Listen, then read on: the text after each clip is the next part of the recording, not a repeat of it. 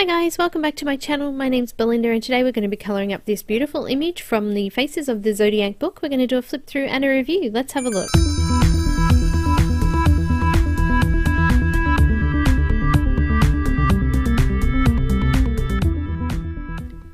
Hi guys, I got some happy mail today and I wanted to share it with you guys. This is the Faces of the Zodiac book by Kim White of Fox Design Den. So Kim asked me to do a review of the book, so that's what we're going to do today. I'm going to flick through it for you and I'm going to do a test colouring and things as well. The front cover's kind of got like a smooth silky feel, like a soft feel cover. It feels really nice. It's spiral bound, so you can see here it's spiral bound so we can turn the pages over easily. It's quite thin in the fact that it's like a magazine style, but it's still got a good hefty amount of images in it. So yeah, let's have a look through it now. So obviously we've got our inside cover, which is kind of shiny there too. But there is roughly 14 full images. There's a double of the mandala style image in there. And then there's obviously a couple of little test pages and information pages like this one here in it as well. There's also a second lot of images in there at a close-up version, and also there's a cover page here, so this book belongs to.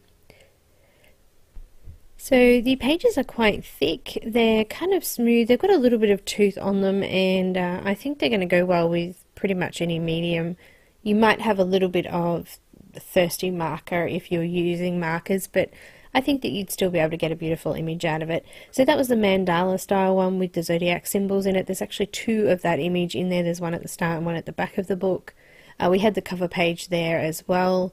And then obviously we've got the Faces of the Zodiac, which we're going through now. So I'm really impressed with the book. I think it's really pretty. It's not something that I would normally colour in, but having those really pretty, nice, clean, crisp designs is really good. There's some lovely hair, lovely flowers, some butterflies, and some things like that in there as well. So yeah, I just wanted to share it with you guys, and I was quite happy to do a review of it for you. I hope you guys enjoy it, and as I said earlier, make sure that you do hang around because I'm going to do a speed colouring, and also we're going to do some test pages with markers, pencils, and water-based things as well. So I'm glad that I ended up getting the actual physical book because it does really help for you guys to know whether or not that it's something that you would get, or whether it's suitable for a medium that you wanted to use as well. So yeah, it's great. I'm really impressed with it, and I just want to thank Kim for sending it out and just congratulating her on a beautiful book as well. So I'm coming up now to the close-up faces. So there's one of each of the zodiac faces in here as a smaller image, and it's sort of closer up, so there's no circle around it or anything like that. It is mainly focused on the actual faces, which is good because we can practice on skin and things like that in these, or we can have a practice at what colors we might use in the image. So or you might like to just do it as a close-up, which is nice too. It means that we can also sort of cut out the zodiac sort of symbol part of it as well if you just wanted the actual image and didn't want to sort of color that as an actual zodiac symbol as well. So yeah, it's really nice. It's got a little bit of everything for everybody. So I like to use a wide variety of mediums, so we're going to try a wide variety of mediums in this book as well. You guys know that I'm mainly a marker person. I do use pencils and PanPastels and watercolors and stuff like that as well, but I mainly use markers, so that would be something that I definitely want to test in the book. So there's a page there about Kim, there's a test your tools page, and there's a skin tones page, or 2 pages I should say, with colour swatch squares in it as well. So that's the completed book. I'm going to be colouring up the Virgo symbol, which I'll just find in a second, as the speed colouring. I will make the raw video available on Patreon as well, so if you want to check that out. make sure you check out Patreon. I'll pop the links in the description. I'll also pop the links to where you can purchase all of Kim's books, and also information about Kim and things like that too in the description below the video. So make sure you check out below the video. So I'm just going to use the Test Your Tools page and test a few different mediums here for you. I've made sure that there's nothing sitting under the page so that if anything goes through, it won't go through to the next image as well. So we're going to start with these mediums. I've got Prismacolor pencils, Polychromos, and I've also got some Copic markers there as well. I've tried to pick the same color blend so that we can have a look at the differences between them and how they look on the page. So I'm going to start with the Copic markers, starting with my darkest color, and I'm just going to blend out to my lightest color, and we'll see how it looks once I'm done.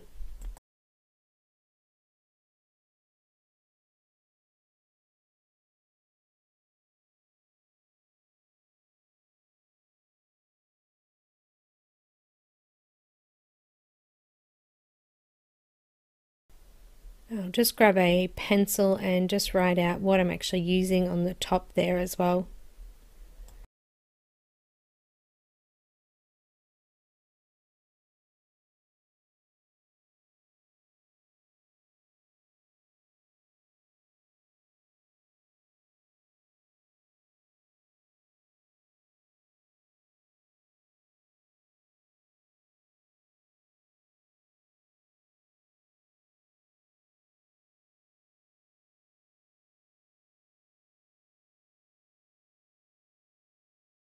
And I'll just zoom in there for you so you can see a close-up of what I'm doing. So I'm using RV09 first, and I'm just going to go in and lay down the first layer of colour.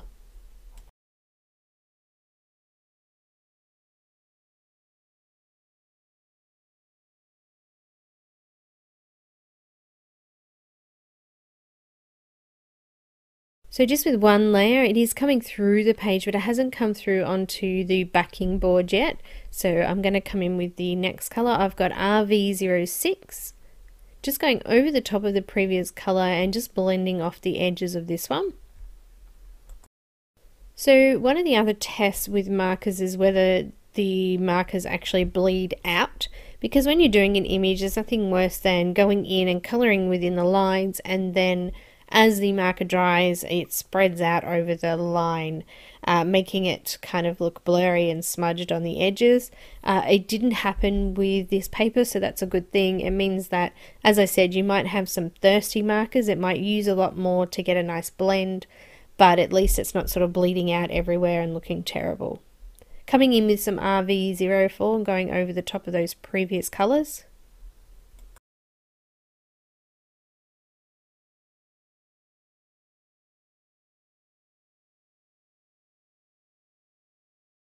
And then I've got some RV02. So there was a little bit of area where you could see that the blend wasn't sort of blended quite so well. It just could be me as well. I wasn't really trying very hard to get a nice smooth blend, but there was a little section there where it probably could have done with a little bit more blending. But overall, it was really good. I really liked the way it came out.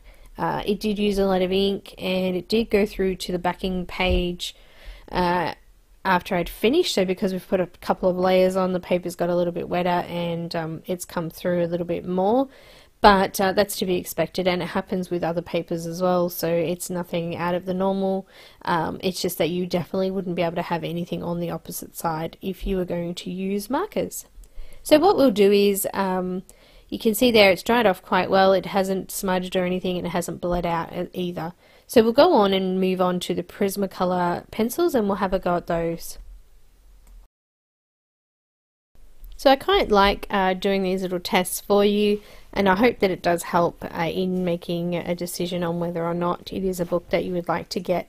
Don't forget though that this book actually comes in a PDF version as well, which means that you can actually print the images on your own paper. It also means that you can adjust sizing and things like that as well. So keep that in mind when looking at the book. If you don't want to risk getting something on paper that you may not be able to use properly, just remember that you can always get a digital version of it and print it out on your own paper.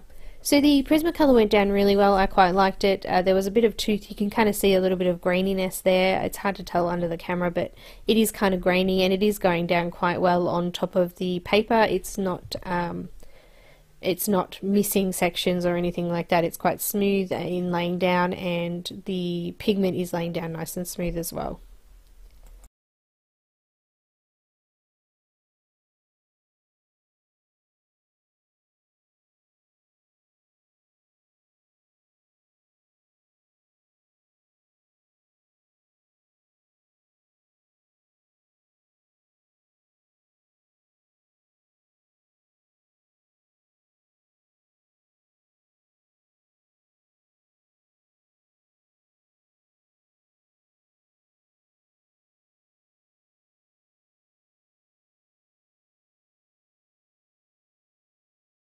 So I didn't actually test a pencil solvent or anything. It didn't actually need it, but I'm pretty certain that you should be okay with a solvent as well. Considering that the markers still did okay, I think that as long as you're waiting for it to dry in between layers, you could also use some solvent on your pencils as well.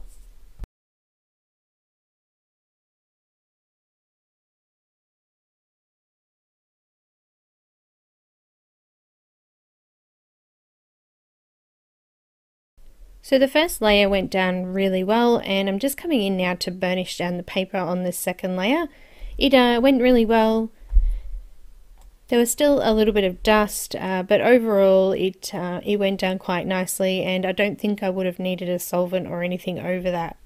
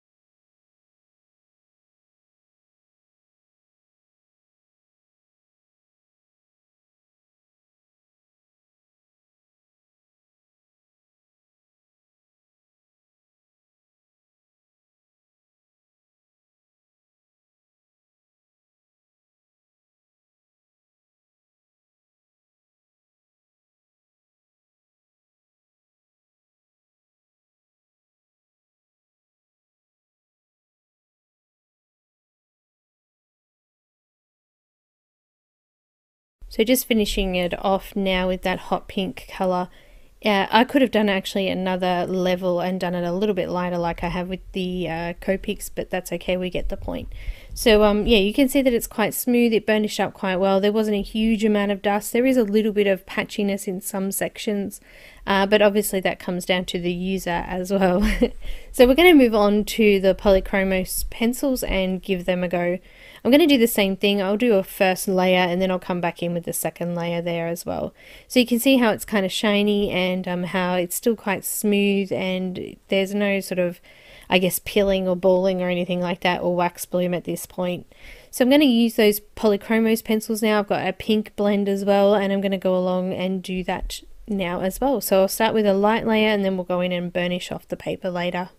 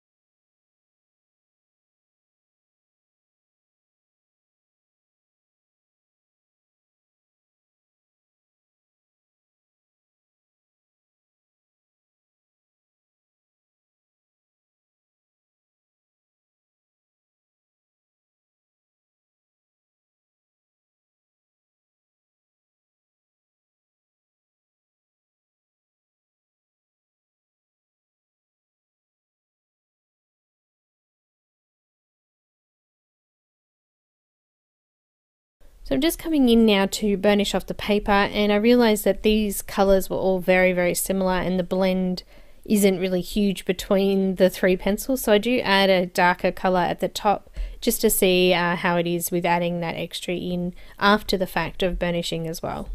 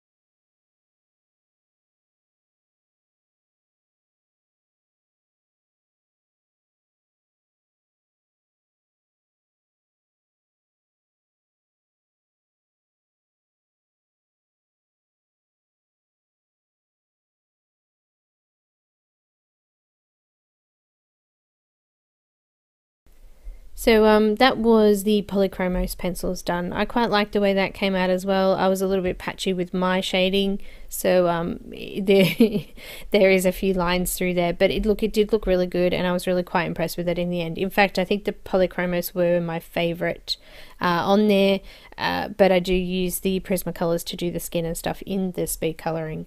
Anyway, so that's all of those. Now I was supposed to stop the video, go off and get my watercolor pencils, and I accidentally forgot to record that section, so I do apologize, but I did actually go off and try some Inktense. I just sort of did a little bit of a scribble test, doing a heavy layer of it, a light layer and a medium layer, and used the pencil on that, the watercolor brush on that.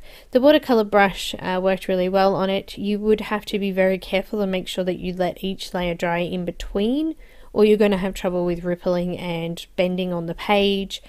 So that's the only thing that I just wanted to say when it comes to adding water. So you can see the test went quite well. Now that it's dried off, it looks completely flat. I closed the book and it didn't sort of wreck any of the other pages or anything like that. So the water test went okay. As I said though, I would wait for that layer to completely dry before trying another. So this is a watercolor marker that I'm using here. They're just a cheap brand that I found on Wish. Easy to use. You can't blend these textures anyway, so I didn't do any blending, but I did just put a little bit of water on it so you could see what it looked like. I did find that the water pencils, or sorry, markers didn't go through, so it's kind of strange, isn't it, that you've got your alcohol markers which seem to go straight through, but the watercolor markers didn't seem to go through. It wasn't until I actually wet them that some of the color actually transferred to the back.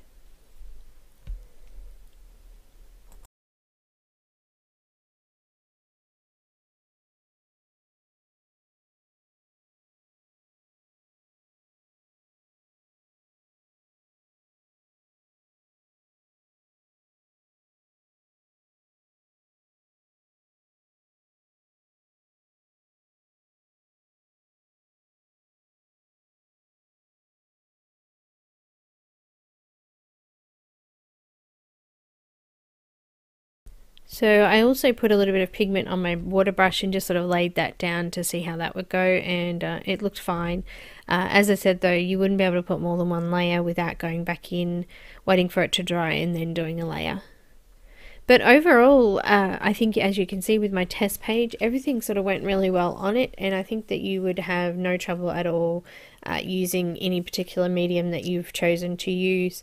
In the speed colouring, I use the water-based markers. I also use PanPastels, Prismacolors, a little bit of Polychromos on the hair as well, and just how to have a mix of everything just so you can see it all in one image as well. So I hope you enjoyed the speed colouring, guys. Don't forget to subscribe if you haven't already. Leave a comment below and let me know what you think of the book, and if you have any questions, please don't hesitate to ask. You can follow me on Instagram, Twitter, Facebook and Vero, and I hope hope you enjoy it, guys. So I will see you in the next video. Don't forget to check the description out for all of Kim White's details, social media links, and also where you can get the book as well. Thanks again for watching, and I'll see you in the next video.